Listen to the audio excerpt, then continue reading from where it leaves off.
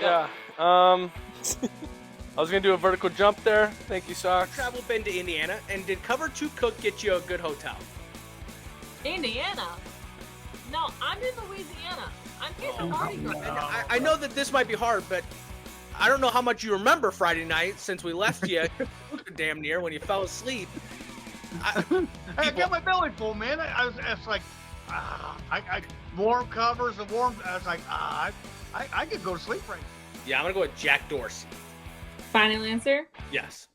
Eh. All right. This is gonna be a long fucking day. Good morning and welcome to Cover 2 Cook. We are on episode 88. We are going to be talking about NFL updates and March Madness updates. We'll talk about some of the things that are happening with the NFL. Still, someone hasn't made a decision, and we're finally to the Final Four. But before we get into all that, let me bring on my co-host, Mr. Tim Cook. How you doing today? I'm doing good. Yeah, we had some basketball over the weekend that was pretty chalky. All four number one seeds made it. First time since 2008.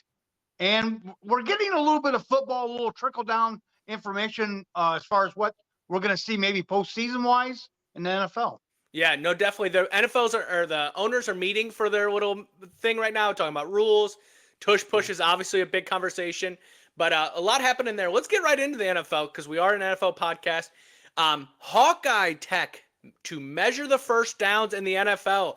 Obviously, this means there will be no more chain gang, which for you people that are watching the NFL, I don't know if that's really a difference, but for your people back home, that still means your uncle can drink 15 more beers before he gets on that chain gang, and they have a goddamn 20-minute delay. But what do you think about this one?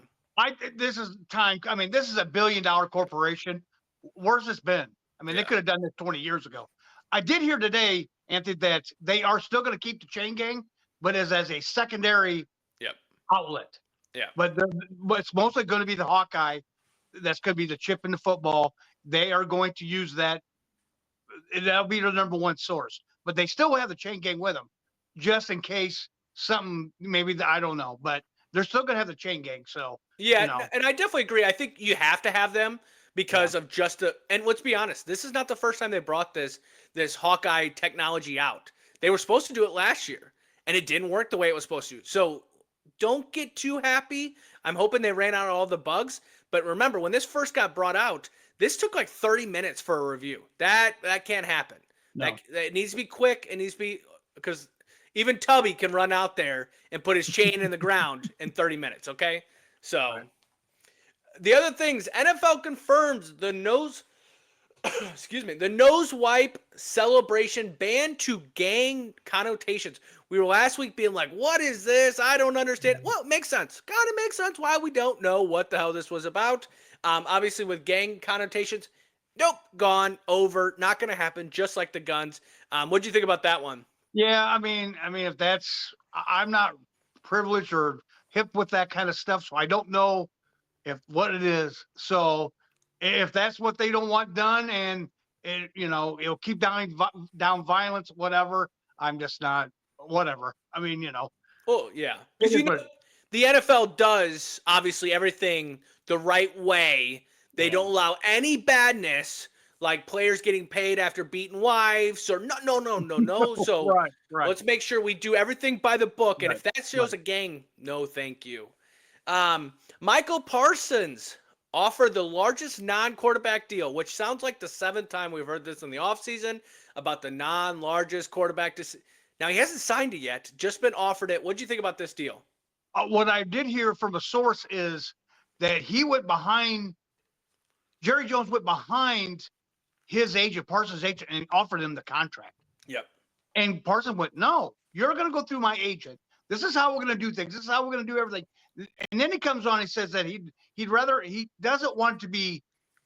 overpay and know what he's got than under. I can't remember how, and it doesn't make any sense whatsoever with this guy. Yeah. If you can get him cheap, get him cheap. And you know who you got in Micah Parsons. You know who you got. You've got an all-star. He was a rookie linebacker. You know who you got. You could have got him cheap. That's what Philadelphia's doing. And guess what? They're in your own division. So they know a little bit about what the hell is going on. I don't know what he's doing. I think he thinks that Is he really committed to winning? I don't think he is. Yeah, but you got to remember, Micah Parsons came out earlier in the end of the offseason and said, I don't care how much I'm getting paid. I want to run it back. That everyone was like, yo, shut up. Do not say that. Your agent. Yeah.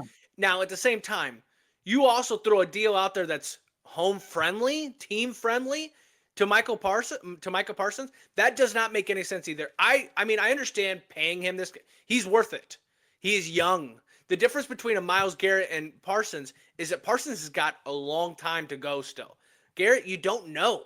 At the same time, you can't throw him too low, but now you throw it too heavy. And wait, didn't you just do Dak? Didn't you just do CD? Didn't you? So it's like a double-edged sword. I think what he did wrong, though, is trying to go around the agent. Because then the agent still got that player's ear. So this contract isn't signed yet. So who's not to say that he's like, yo, I'm done with this. I'll play one more year, but I'm done after this. I want to win. So I don't understand that one. I understand the money. You got to pay him. But to go around the agent, I mean, do you think you're better than that? But Jerry Jones doesn't think he is. Yeah. It's shady. You're not dealing with oil like you did before, buddy. Yeah. That's a shady businessman, and that's just come on. Don't be, you'll alienate all of them, and then you ain't gonna have nothing. Well, and you need defense. I mean, that is the one thing you did see was and when Parsons was out, you definitely noticed a difference on that defense. Yep. So now at the same time, Parsons, it's time to get healthy, man. I mean, there's been a lot of injuries throughout this NFL career so far. You need a good year, but you know what they always say? Once you get that bag, it's time to take a rest, time to take a vacation. Seems like every time a player gets paid this kind of money, that foot injury, we better sit out just to make sure it doesn't linger. Yeah. So, Kirk Cousins wants to start and could be open to a trade. Now, you have to remember, Kirk Cousins does have a no-trade clause in his contract. So he's saying, I'm open to a trade, but it's got to be the right one.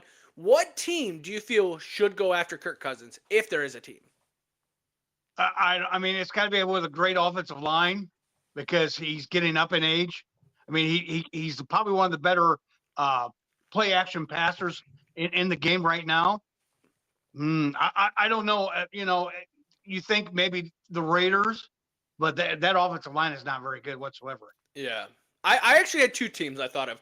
Steelers, if Aaron Rodgers doesn't sign there, because who gives a shit. And then the other one is Cleveland Browns, because you got a dumpster fire there. You admittedly came out and said, we made a huge disaster with the Deshaun Watson. Now, if I'm Cleveland, Atlanta's picking up that deal, right? Most of that deal. If they're not going to pick it up, then I don't need them. But if you're going to pick it up, because here's the difference from the Russell Wilson and the Kirk Cousins is that Russell was cut. So all that money came on Denver. Yep. This one is a trade. You're hoping that the team that he says is okay to go to and you can get a trade for, they'll pick up just a little bit of it, right? So you don't have to take such a huge cut on this one. But I think those two teams, Steelers, if you do not get this Aaron Rodgers, which it sounds like whatever, if you don't get him, this is who you got to go after. I mean, this is the only – you went out and got DK. Then you ain't going to have someone to throw the ball to? So well, here's another team I'd like to throw out. How about Tennessee? Maybe he can mentor the rookie quarterback. But he wants to start. Have a bad offensive line, but because he ain't. Maybe you let him start and let the rookie quarterback sit behind him, which is going to be Cam Ward. Yeah, I think that. But then you're in the same situation he was in Atlanta, and I might as well just stay in Atlanta and get my money. Yeah. So I think you got to think about it. It's a team that's going to be committing to him. He also has ties with Stefanski in Cleveland, and he does from Minnesota back in the day. Right. So I think there's ties there, but it's just whether Cleveland will pick up that money after making a disastrous Deshaun Watson deal. And I think that's why they came out and admitted to it, because I think now they're like, we can move on, because we admitted we did wrong. We're not now fighting uphill with this one. Yeah, that one, I mean, maybe Tennessee, but I think he's not going to want to sit with when he had Penix last year on his tail. Yeah, that's true. I never even thought about that. Yep. We do have an update about Aaron Rodgers. We're going to bring on Lisa to give us the update about Aaron Rodgers this week.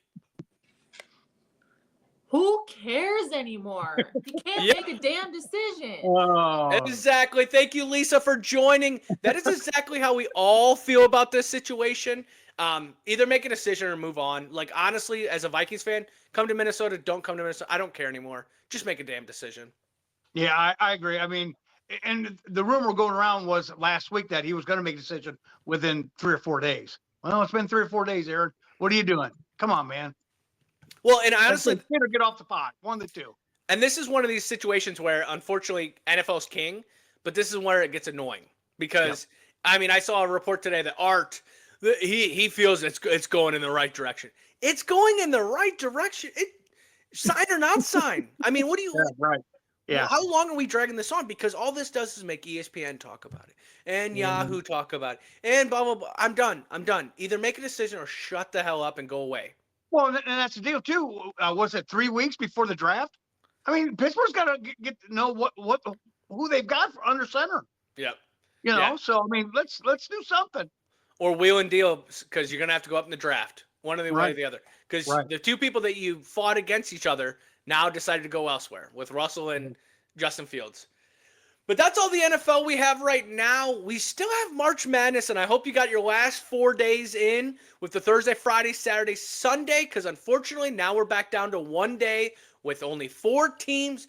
All number 1 seeds make it to the Final Four. So if you made a bracket based on just picking the better team, you're probably doing pretty solid right now.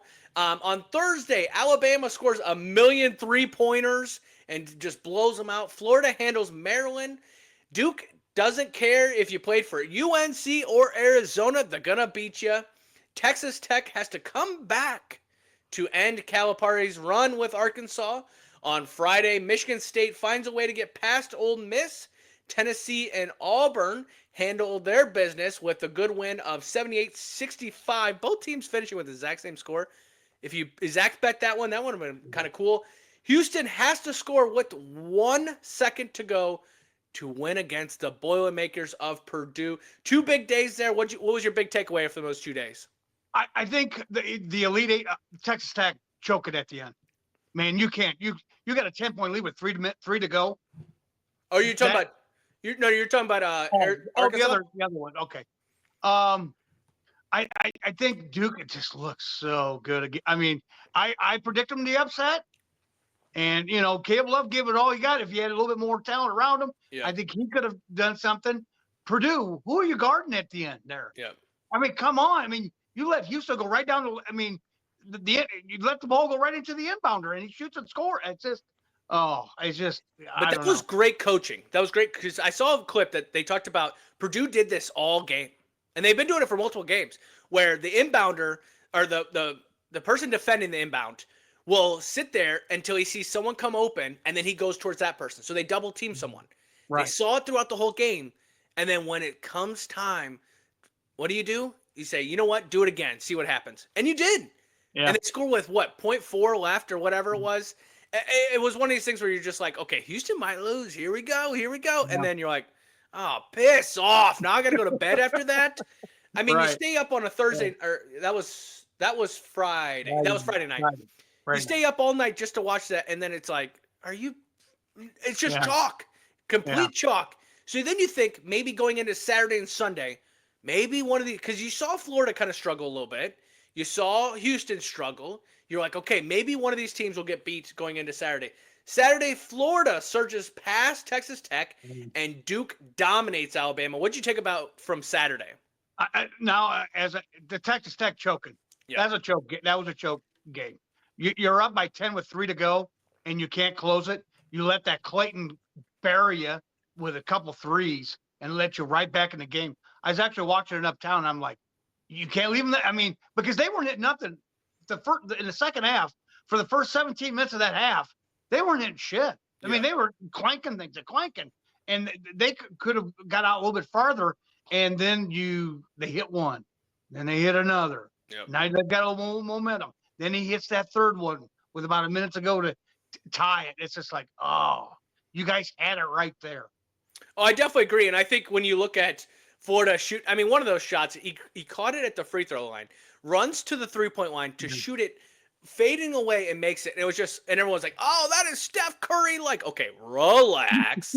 Okay. Because Steph Curry doesn't go 0 for 18 in the first half. Okay. Right. But again, Florida resurgence in the second half. I will tell you right now, okay, maybe I'm not right because I thought this, but you cannot lose the first half as bad as you do and win it in the second half and win games. Now I'm hoping in the Final Four that you can't do that. Play the full game.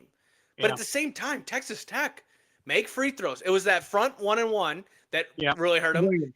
Yes, you got to make those. And then also Florida, like, if you just played the way you did in the second half or the last 3 minutes, this game shouldn't have been close the whole game. Yeah. So, but then Duke dominates Alabama. What did you think about that one? Yeah, well, you knew eventually Alabama was going to keep hitting them threes. Yeah. There's just no way. I mean, they went 25 or 51 on Thursday night, score 113 points. You knew eventually that's going to come back to bite you. I mean, you just can't keep cranking. And Duke's defense is really good. Yep. I mean, it is really good. And so, I mean, Cooper Flagg had another awesome game, and they're just a well-oiled machine. They've got 3 people that Con Canuple, and then the other kid and Cooper Flagg. They've got a strong threesome that is really good. Yeah, that Porter, I think it is And honestly, Proctor. Yeah, that's what it is. Yeah. And that's where Alabama, they shot lights out against BYU, and that's Sears, just unbelievable. And then you come in this game, and we were texting back and forth, and you go, oh man, if they could shoot like that, and I said, but they're not going to. Duke's defense is way too, because the thing about this Duke team, and I think this is going to be, I don't want to get my skis ahead too far, get too far, but this might be one of the best Duke teams that we've seen since the JJ Redick era, because it's not even just when one guy goes off. There's a next guy coming out that is a stud. I mean, there's literally the 2 centers that they have. Malucci. I think if I'm not saying, I might not be saying it right. Malucci. Yeah, he's a stud. Yeah. He comes out and they come back in, and 2 of these players, Cooper Flagg and the other guy, played together in high school on that that travel team. So like one of these things where it's just, and Cooper Flagg is a stud. I mean, I hope he performs the way he does. He's gonna have to put some muscle on for sure, but the way he watches or plays secondary defense, where he's off the ball, he comes across the lane, swats that shit into the third row. At the same time, on the offensive side, he's got to get more physical. In the NBA, they're going to swat the shit out of that. He's got to get more physical. But he just, even his half-court shot, I think that was against Arizona, where he made that half-court shot. It was just one of these things where it's like, he's been there, done that, and he's a freshman, if that makes sense. Yeah. And then that moves us to Sunday. So we're like, okay, so both seeds get on Saturday. Maybe Sunday we get a little bit more. Nope. Houston and Auburn handle business to move through. Now, Auburn, I thought, had a little bit more kind of, here we go. Right. Houston, on the other hand, they kind of just handled that from the start to the end for that one. Yeah, the Houston one, I mean, it was over halfway through the first half. Yeah. I mean, they had them shut down. I mean, they only scored 15 points in the first half. I mean, that's Loctite defense there. I mean, they've got some players on that team, and they just kind of cruised after that. The Auburn one did scare me a little bit, just for the simple fact. I mean, they did jump out there, but then they let Michigan State back in there. And then when Broome went out, I went, this could, I mean, but they've got some solid, that Tedford, they've got some solid players behind them. They're going to be a tough outcome. That should be a good game on Saturday. Yeah, the hyphen name, I don't know his name. Maza. Yes, he's solid. He's long and lanky too, so he can make plays on the ball and also shoot the ball really well. I know it just felt like all year teams were beating up on each other. Like the number 1 was Auburn all throughout the year, and you're kind of like, okay, Auburn's going to be a good team to watch out. But then like we get it here, and I'm like, okay, the 4 seeds. I don't think those 4 teams are just that much better than everyone else. I felt like it was going to be a more interesting bracket to get to the Final Four. But like we get here, do you agree that this is the best 4 teams in college basketball right now? I think so. Yeah, I think so. I think you're getting the best match, and it's all about matchups. Yep. I think it's the best matchup we've got in a while. I mean, usually when you get a 3 or 4 seed, maybe an 8 seed that plays in the Final Four, it usually is a runaway. I think these are both going to be really good games. Like I said, my interest is in that Broome. I mean, he went out with a shoulder, I think an arm issue or shoulder issue, and he was playing with one arm in that second half, halfway through the second half. Yeah. So I Yeah. mean, that's going to be. I think and we look at it too, obviously Big Ten gets eliminated this round.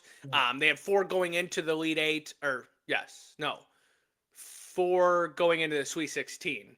And Right. then they all get eliminated. And Michigan State makes it to the Elite 8, gets beat as well. Honestly, I think when you look at it too, these are the 4 best teams. But when you look at also who they've had to go through, they've kind of, I mean, yes, there's been some close games in some of them, right? Like Houston had to, but otherwise, it wasn't really that team beat them. It was Houston beating themselves against Purdue, Right. it was sloppy. It was sloppy basketball. And if these teams can perform like they should in this Final Four, I mean, these 2 games will be amazing, and the championship game should be amazing. But at the Right. same time, don't get your damn hopes up because this tournament hasn't been that amazing. Right. I think it's been sloppy basketball. Really, Yeah. I really am. You get really glimpse of really good play for a few minutes, and then they just. I mean, that Auburn, they was just throwing the ball. They should have blew out Michigan State, really. Oh yeah. But they were sloppy right off the bat in the second half. He throws the ball right out of bounds. The guy's wide open for a layup, and he throws it out of. I mean, it's sloppy basketball. I even my friend Bob. I says it's just sloppy. I mean, it's all right. It's just not great, you know.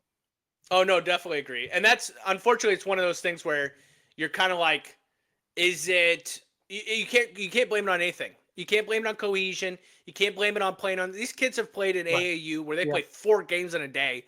So Yeah. it's just when it's sloppy like this, it's just doing too much.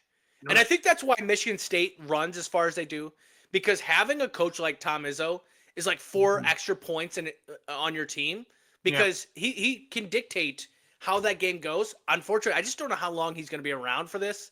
I think Right. these tournaments take a lot out of him. I did laugh throughout this in the time period when he was like, "Oh, I got to play at 8:30." Gee, and he cried. Like it was like, yeah, this. And you've been here, you've done it, but at the same time, Right. you know that that it is. So we do come back on Saturday for the 4 1 seeds going at each other.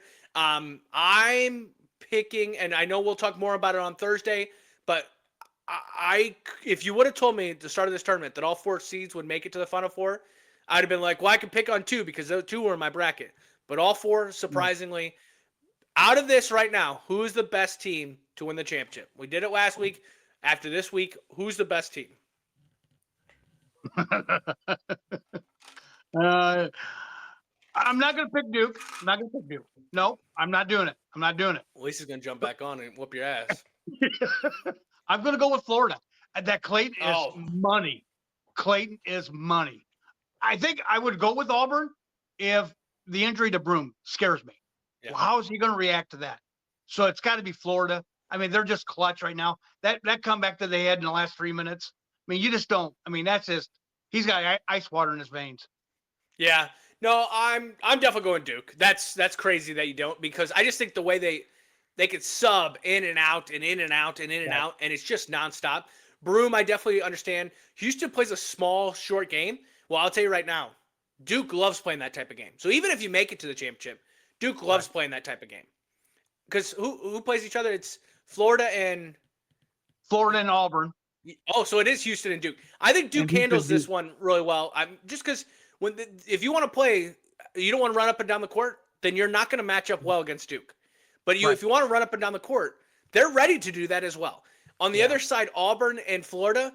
Auburn, you better put them out of their misery. Oh wait, you just let a Michigan State kind of come back. So you better put Florida out of your misery, because if not, Florida's going to come back and win that game because they just have it seems like they have the veteranness. You know what I mean? Right. But so does Auburn. I think Broom's injury is definitely going to be a big play into what we see in those Final Four. Yes. If you've been keeping up with the women's don't have all number 1 seeds. Holy shit. Because it seems like every year the women's have all number 1 seeds and the men have this crazy storyline. This year we have Texas versus South Carolina and UConn versus UCLA on a Friday night. Now, I want to bring this up because the UConn coach, Gene, blah, blah, blah. Ariema. Yes. Yeah. Brought this up that they played on Monday night and came back and have to play on Friday night. And he goes, I don't see any boys doing that. And he goes, and I know these people that make these schedules. If you think you're a smart guy, you're an idiot. You're an idiot. I will tell you right now, Gene, I get what you're saying. I do. I understand what you're saying because it's one of these things. But you have standalone games. So what did we watch last night? We watched the girls' game because there wasn't any competition with the boys. You're coming back on Friday because guess what happens on Saturday? The boys play. It's I get that it's not great for the players, but it's also like the NFL when they play on Thursday night. It's not great, but we love it as fans and we tune in. So we're going to tune in on Friday night to watch your games because we're kind of getting a little appetizer before we watch the Saturday games. But UCLA and UConn, Texas and South Carolina, who do you think wins these two games? I think it's going to be South Carolina and UConn. This is what everybody wants. They want that big matchup. Yep. Gino, it's not about your players. It's not about you. It's entertainment, and entertainment sells to the fans. Yep. So that's why they're doing. Like you said, that's why you get the standalone game. But here's the deal, buddy. It's not about you guys. It's about entertainment. It's about giving the fans what they want. They want standalone games. Yeah, but if you want to expand your sport. Yeah, but also that's my. It's not about whether we care about the players. We care about the players, right? But our thing is you can't complain about not getting attention when it's a standalone game. Like you are getting the attention. It is. I think it's on ESPN on Friday on a Friday night. Like we want to see that. We want to watch it. As a person that's kind of been watching from a distance from the girls, I'm not going to say I've been watching every game, but watching from a distance, I will tune in on Friday night because there's nothing else on. I get it. Baseball's happening. We're talking about torpedoes in baseball. Nobody gives a shit, okay? Like, hockey's getting into the time where I'm going to start watching now because now we're getting to playoff time. Basketball, NBA, LeBron's still playing. I don't care, right? But when we talk about this, girls have it Friday night. I think who comes out of this? South Carolina. I think they make it, right? But I like those Bruins. They got a good team around them. They got a good big girl in the middle. They got good shooters on the outside. Yeah. And then Beckers, or for UConn, I think he had a great run, but I think it's just like a kind of Iowa situation with Caitlin Clark. You just ain't got everyone else that you need to make it to that game. If they do make it, I think South Carolina wins it altogether. That team just is unstoppable. Yeah, they've got a great coach at Dawn Staley too. So yeah. Well, I threw a wrench in there. We didn't really talk about it before this thing was podcast going to start. We were going to talk about the girls, but we got to throw out some of that, things for the girls. But we have a new segment before we wrap up today called Vent of the Week. I know we got the old man on the other side, but sometimes I kind of act like an old man here. So we got Vents of the Week. I'm going to let you start it off. We're going to give you a little bit of a timer, minute and a half. Get off whatever you need to get off your chest. What's your Vent of the Week? My vent of the week, I just seen a report today that Zion Williamson, we're shutting him down again. Again. Are you kidding me? This guy has played in the league for 6 years. He's played more than 30 games twice. These fans go to see you play. They want to see you play. And you've only made it past 30 games twice in 6 years? Are you kidding me? You've got so much. You've got nutritionists. You've got so much at your hands, at your disposal, and you can't. Your body is literally going to. You know who you're going to be? Sam Bowie, back in the '80s, where all he had was nothing but knee problems and issues. And they took him. They took Sam Bowie before they took Michael Jordan. So, buddy, you've got to. Now, I did see a report that he did hire nutritionists and all that stuff. I'll believe that as far as him to play a full season. Like I said, he's only played 70 games twice in 6 years, buddy. What are you doing? You've not done anything. You haven't done anything. You didn't do anything even at Duke.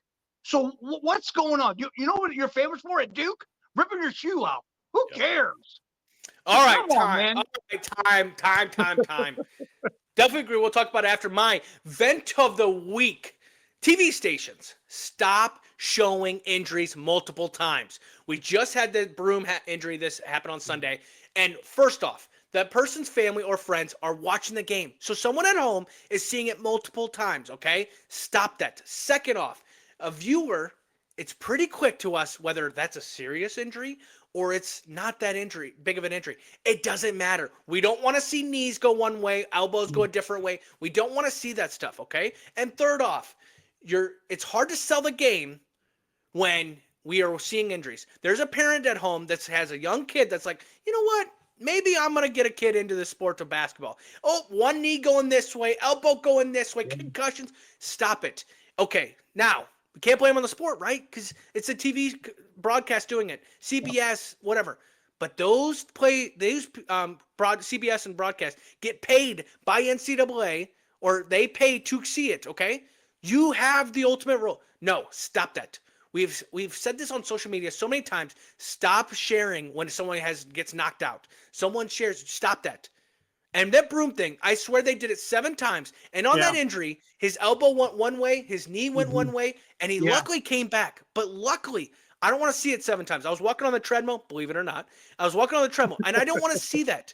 That is end of my vent. It is on. What did you think about that? Yeah, I mean, yeah. And you know what? I really thought it was a knee injury, not his elbow. Yeah. Because his leg contorted a totally different way than what it should have been. And yeah, I get it. I mean, and sometimes they will. Some of these stations will not show. If it's really gruesome, they won't show it again. But they do it too much. Yes, and I agree. It's just like, yeah, like I said, you've got family watching it. Luckily, his mom and dad was at the game, so I mean, they seen it live, and she's over. And then on top of that, Anthony, they showed the mom crying on TV. Yep. Like it was very serious, which it looked like a very serious injury.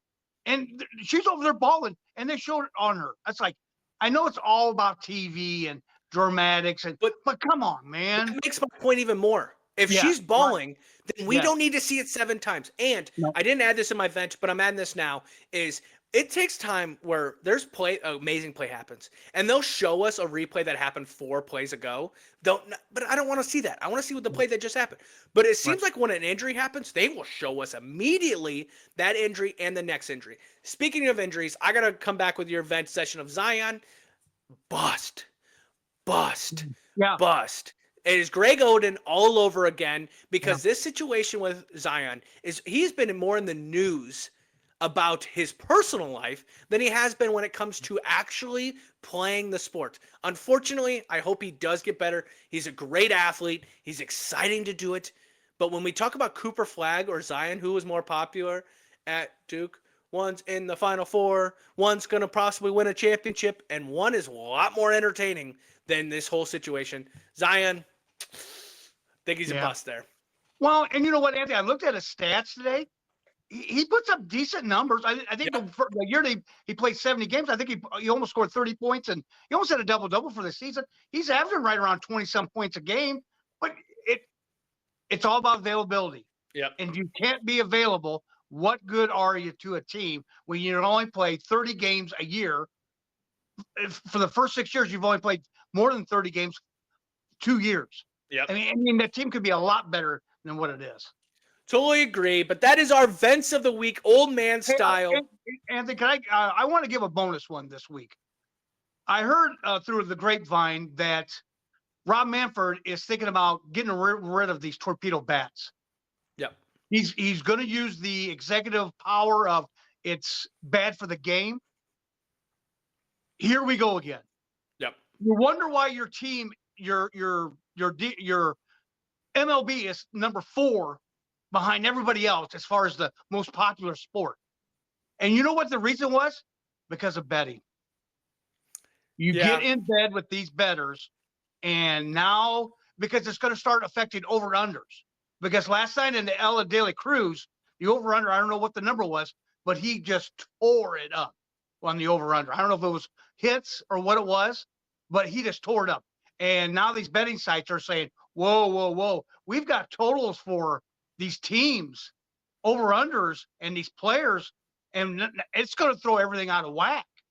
It's like, wait a minute. So Manfred has come to the decision that they're thinking about doing away with it. Yeah, I don't understand. I honestly don't know why it took this long to get to this situation with the bats. Like, it kind of makes more sense where the barrel of the bat is. Like, you're not swinging outward, you're swinging inward. So, like, why wouldn't you have more of the barrel of the bat lower in the bat? Right. That's all it is, if you don't know the torpedo and all that. It's just they moved the bat placement pretty much more central of the bat to be bigger. It kind of reminds you of cricket. They're trying to make it more of a flat board instead of – and that's all it is, right? That's all this advantage is. At the same time, it's the Yankees that did it. The Yankees own the rights to the bats because they brought their own person in to come A do guy it. from my MIT.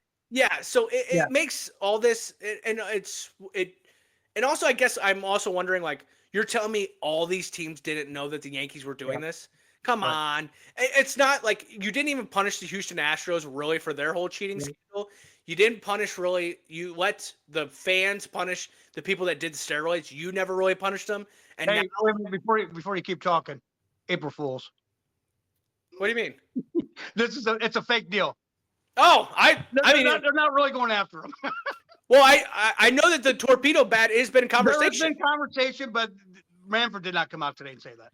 It was April Fools. Well, and I wouldn't be surprised. I would not be surprised at that because I will say the whole situation Yeah. is making There has sense been talk, but it's not been confirmed. why they'll go after him because of Yeah. the Yankees. If Yeah. it was the Cubs, if it was all these other, but if it was like the Pirates, nobody would give a shit.